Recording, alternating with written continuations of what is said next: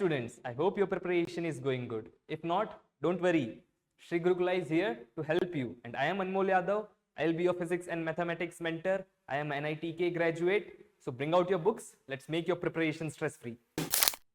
So today's question is to find dy by dx if 2x plus 3y is equals to sin x. So to find dy by dx, what we'll do? We'll differentiate this whole equation. So what will 2x will become?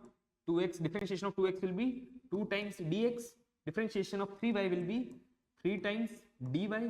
Differentiation of sin x will be cos x dx, correct? Now we'll divide the whole equation by dx. So this will become 2 times dx by dx plus 3 times dy by dx is equals to cos x into dx by dx, correct?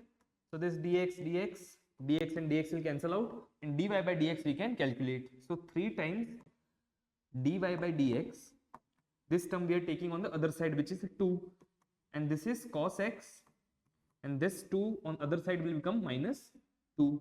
So dy by dx is equals to cos of x minus 2 divided by 3. So this is our final answer.